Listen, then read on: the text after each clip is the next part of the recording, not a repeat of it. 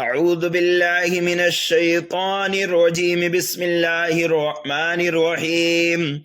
اتل ما أوحي إليك من الكتاب وأقم الصلاة إن الصلاة تنهى عن الفحشاء والمنكر ولذكر الله أكبر والله يعلم ما تصنعون ولا تجادلوا أهل الكتاب إلا بالتي هي أحسن إلا الذين ظلموا منهم وقولوا آمنا بالذي أنزل إلينا وأنزل إليكم وإلهنا وإلهكم واحد ونحن له مسلمون وكذلك أنزلنا إليك الكتاب فالذين آتيناهم الكتاب يؤمنون به ومن هؤلاء من يؤمن به وما يجحد بآياتنا إلا الكافرون وما كنت تتلو من قبله من كتاب ولا تخطه بيمينك إذا لارتاب المبطلون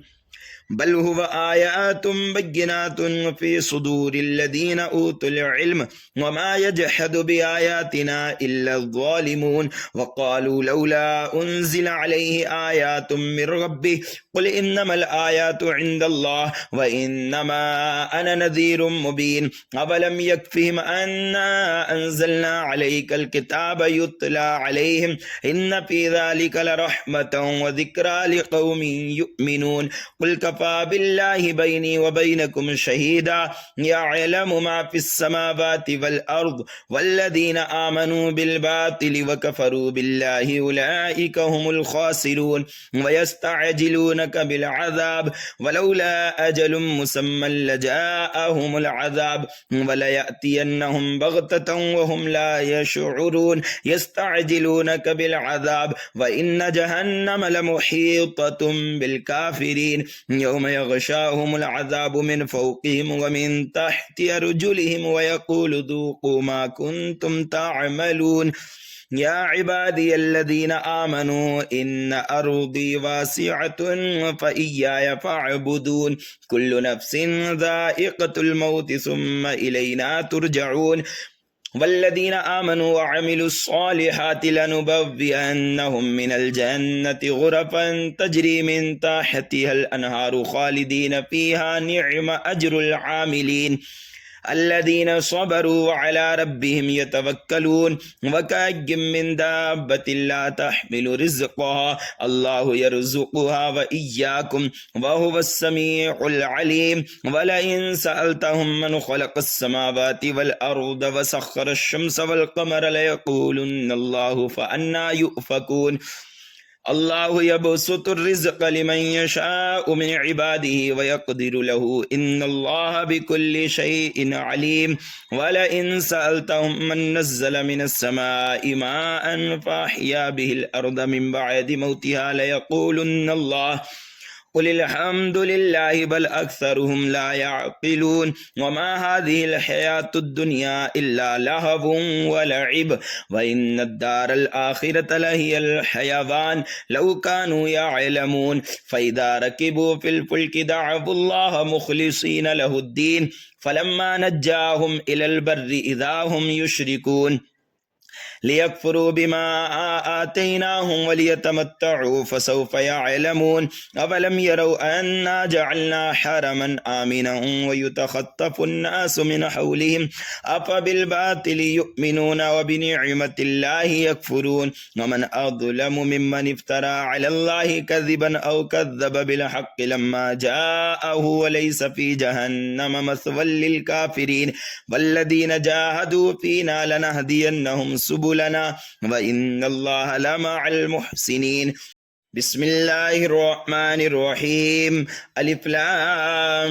ميم غلبت الروم في أدنى الأرض وهم من بعد غلبهم سيغلبون في بضع سنين لله الأمر من قبل ومن بعد ويومئذ يفرح المؤمنون بنصر الله ينصر من يشاء وهو العزيز الرحيم وعد الله لا يخلف الله وعده ولكن أكثر الناس لا يعلمون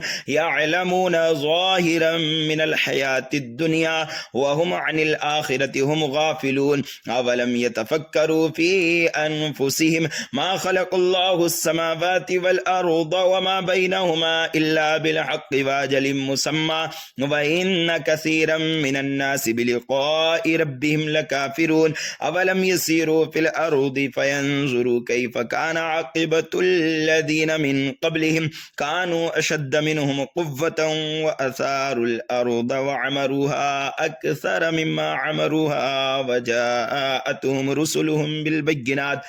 فما كان الله ليظلمهم ولكن كانوا أنفسهم يظلمون ثم كان عاقبة الذين أساءوا السوء أن كذبوا بآيات الله وكانوا بها يستهزئون الله يبدأ الخلق ثم يعيده ثم إليه ترجعون ويوم تقوم الساعة يبلس المجرمون ولم يكن لهم من شركائهم شفعاء وكانوا بشركائهم كافرين ويوم تقوم الساعة يومئذ يتفرقون فأما الذين آمنوا وعملوا الصالحات فهم في روضة يحبرون وأما الذين كفروا وكذبوا بآياتنا ولقاء الآخرة فأولئك في العذاب محضرون فسبحان الله حين تمسون وحين تصبحون وله الحمد في السماوات والأرض وعشيا وحين تظهرون يخرج الحي من الميت ويخرج الميت من الحي ويحيي الأرض بعد موتها وكذلك تخرجون ومن آياته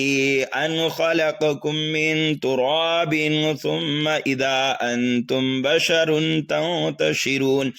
ومن آياته أن خلق لكم من أنفسكم أزواجا لتسكنوا إليها وجعل بينكم مودة ورحمة إن في ذلك لآيات لقوم يتفكرون ومن آياته خلق السماوات والأرض واختلاف ألسنتكم وألوانكم إن في ذلك لآيات للعالمين ومن آياته منامكم بالليل والنهار وابتغاؤكم من فضله إن في ذلك لآيات لقوم يسمعون ومن آياته يريكم البرق خوفا وطمعا وينزل من السماء ماء فيحيي به الأرض بعد موتها إن في ذلك لآيات لقوم يعقلون ومن آياته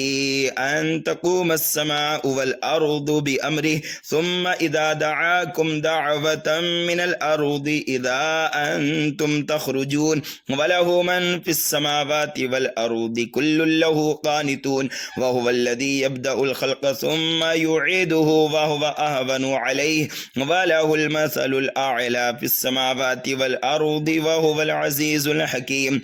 ضرب لكم مثلا من أنفسكم هل لكم مما ملكت أيمانكم من شركاء فيما رزقناكم فأنتم فيه سواء تخافونهم كخيفتكم أنفسكم كذلك نفصل الآيات لقوم يعقلون بل اتبع الذين ظلموا أهواءهم بغير علم فمن يهدي من أضل الله وما لهم من ناصرين فاقم وجهك للدين حنيفا فطرة الله التي فطر الناس عليها لا تبديل لخلق الله ذلك الدين القيم ولكن أكثر الناس لا يعلمون منيبين إليه واتقوه وأقيموا الصلاة ولا تكونوا من المشركين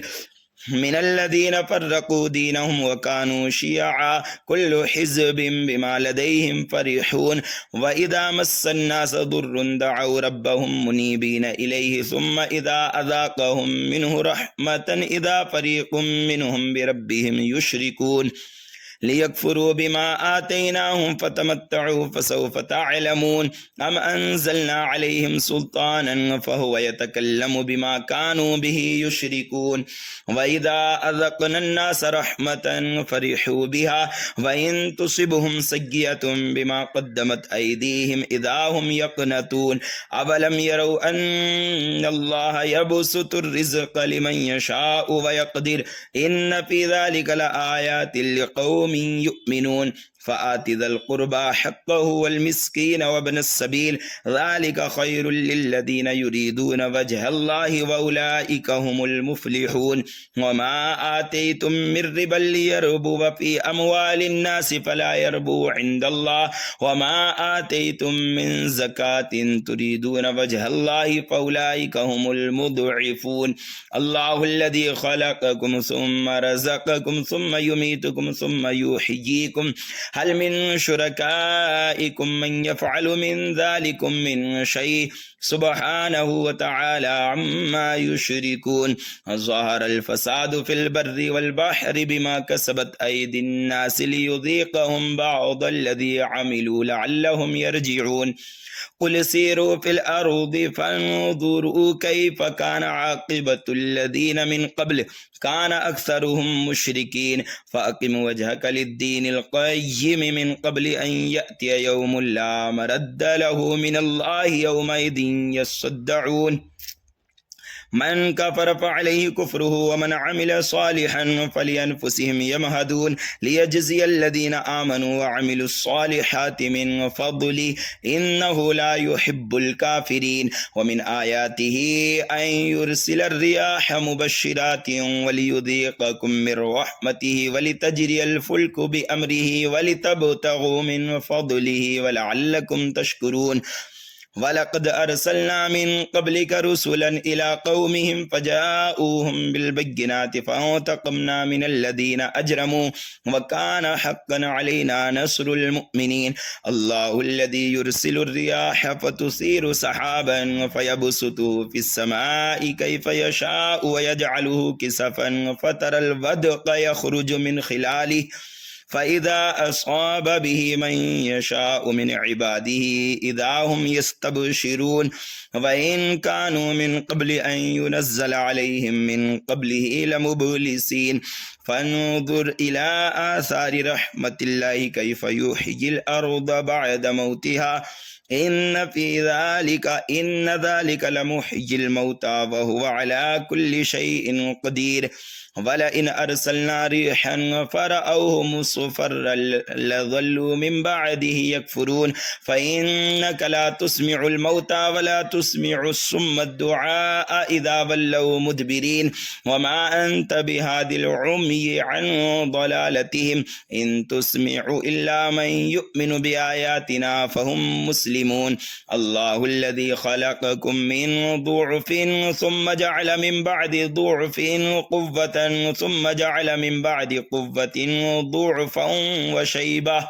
يخلق ما يشاء وهو العليم القدير ويوم تقوم الساعة يقسم المجرمون ما لبثوا غير ساعة كذلك كانوا يؤفكون وقال الذين أوتوا العلم والإيمان لقد لبثتم في كتاب الله إلى يوم البعث فهذا يوم البعث ولكنكم كنتم لا تعلمون فيومئذ لا ينفع الذين ظلموا معذرتهم ولا هم يستعتبون ولقد ضربنا للناس في هذا القرآن من كل مثل ولئن جئتهم بآية ليقولن الذين كفروا إن أنتم إلا مبطلون كذلك يطبع الله على قلوب الذين لا يعلمون فاصبر إن وعد الله حق ولا يستخفنك الذين لا يوقنون بسم الله الرحمن الرحيم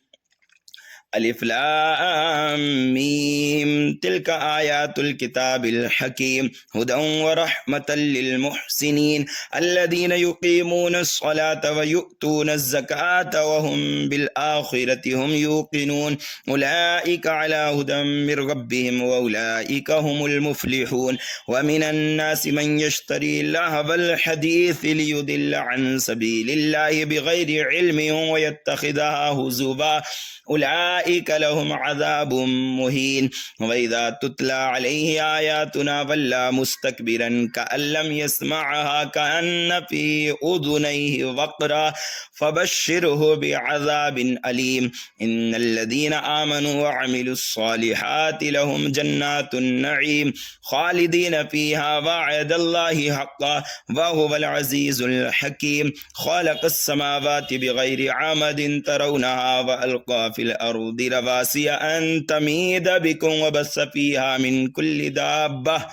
وأنزلنا من السماء ماء فأنبتنا فيها من كل زوج كريم هذا خلق الله فأروني ماذا خلق الذين من دونه بل الظالمون في ضلال مبين ولقد آتينا لقمان الحكمة أن اشكر لله ومن يشكر فإنما يشكر لنفسه ومن كفر فإن الله غني حميد وإذ قال لقمان لابنه وهو يعظه يا بني لا تشرك بالله إن الشرك لظلم عظيم ووصينا الإنسان بوالديه حملته أمه وهنا على وهن وفصاله في عامين أن اشكر لي ولوالديك إلي المصير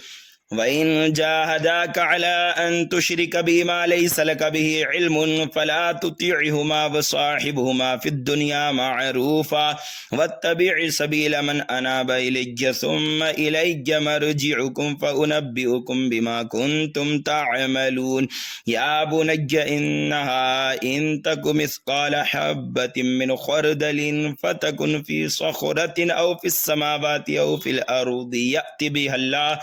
إن الله لطيف خبير يا بني أقم الصلاة وأمر بالمعروف وانهى عن المنكر واصبر على ما أصابك إن ذلك من عزم الأمور ولا تصعر خدك للناس ولا تمش في الأرض مرحا إن الله لا يحب كل مختال فخور واقصد في مشيك واغضض من صوتك إن أنكر الأصوات لصوت الحمير ألم تروا أن الله سخر لكم ما في السماوات وما في الأرض وأسبغ عليكم نعمه ظاهرة وباطنة ومن الناس من يجادل في الله بغير علم ولا هدى ولا كتاب منير وإذا قيل لهم اتبعوا ما أنزل الله قالوا بل نتبع ما وجدنا عليه آباءنا أولو كان الشيطان يدعوهم إلى عذاب السعير ومن يسلم وجهه إلى الله وهو محسن فقد استمسك بالعروة الوثقى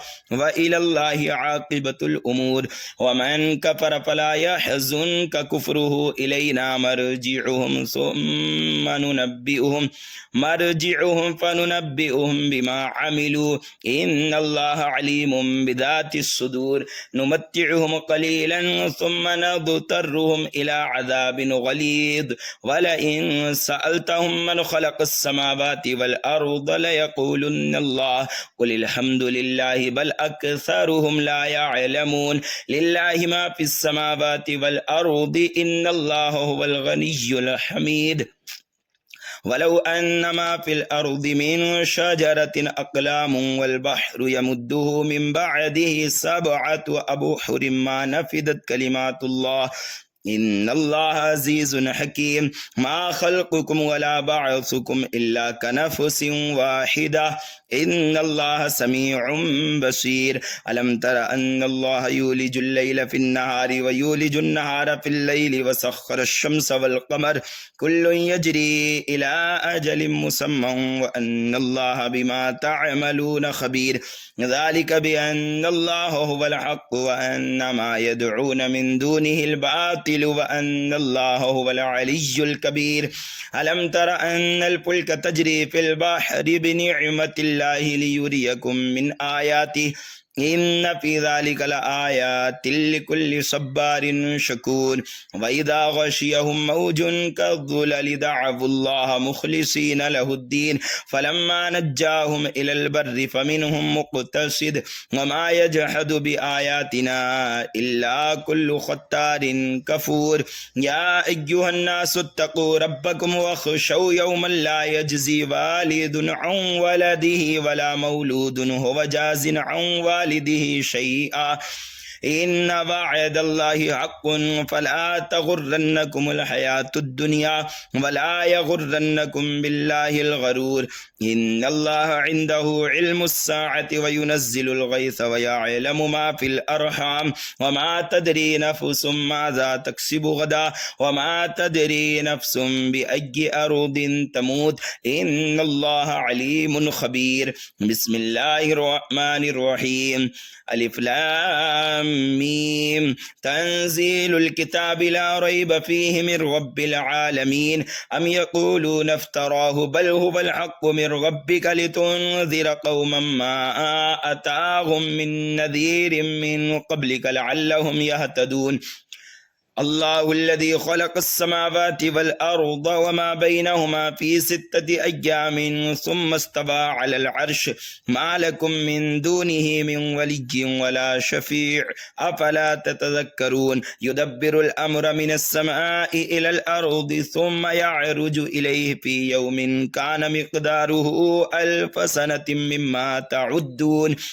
ذلك عالم الغيب والشهادة العزيز الرحيم الذي أحسن كل شيء خلقه وبدأ خلق الإنسان من طين ثم جعل نسله من سلالة من ماء مهين ثم سواه ونفخ فيه من روحه وجعل لكم السمع والأبصار والأفئدة قليلا ما تشكرون. وقالوا أإذا ضللنا في الأرض أإنا لفي خلق جديد بل هم بلقاء ربهم كافرون. قل يتوفاكم ملك الموت الذي وكل بكم ثم إلى ربكم ترجعون. ولو ترى إذ المجرمون ناكسوا رؤوسهم عند ربهم ربنا أبصرنا وسمعنا فارجعنا نعمل صالحا إنا موقنون. ولو شئنا لآتينا كل نفس هداها ولكن حق القول مني لأملأن جهنم من الجنة والناس أجمعين.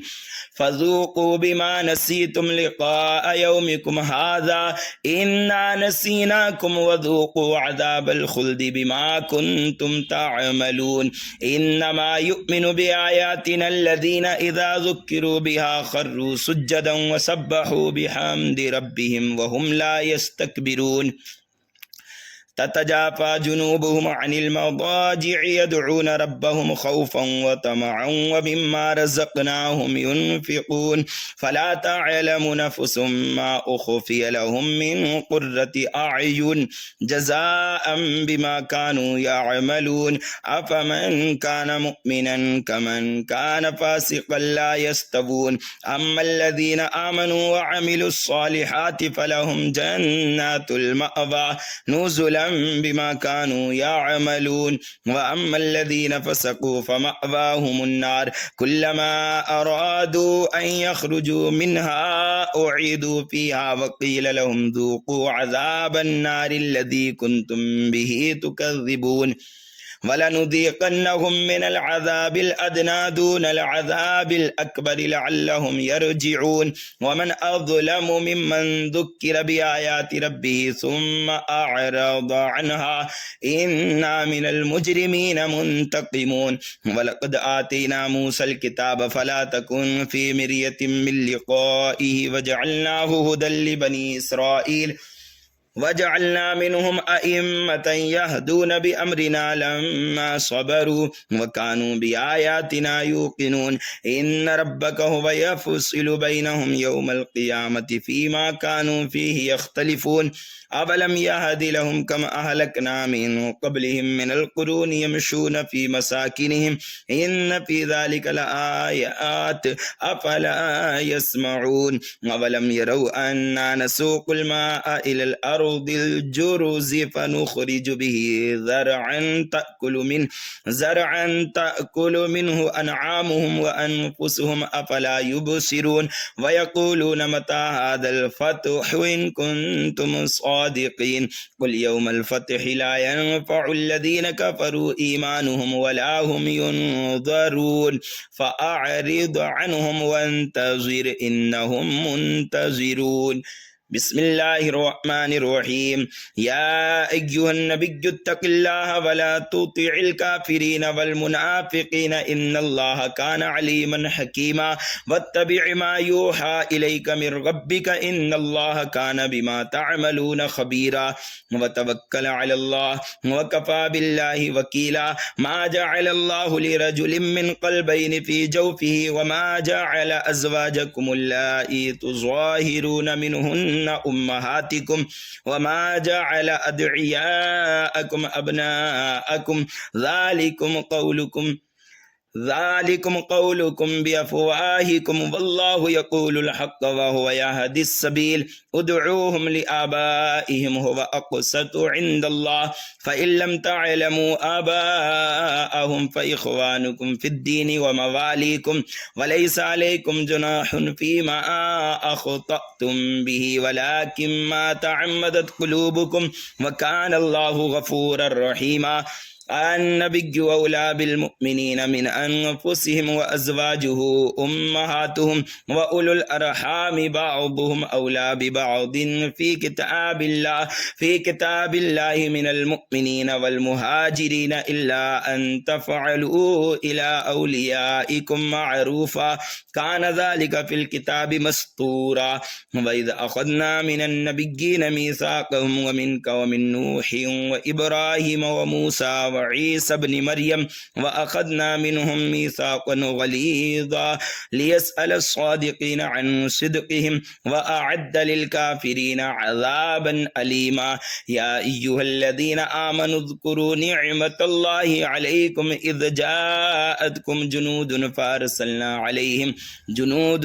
فأرسلنا عليهم ريحا وجنودا لم تروها وكان الله بما تعملون بصيرا إذ جاءوكم من فوقكم ومن أسفل منكم وإذ زاغت الأبصار وبلغت القلوب الحناجر وتظنون بالله الظنونا هنالك ابتلي المؤمنون وزلزلوا زلزالا شديدا وإذ يقول المنافقون والذين في قلوبهم مرض ما وعدنا الله ورسوله إلا غرورا وإذ قالت طائفة منهم يا أهل يثرب لا مقام لكم فارجعوا ويستأذن فريق منهم النبي يقولون إن بيوتنا عورة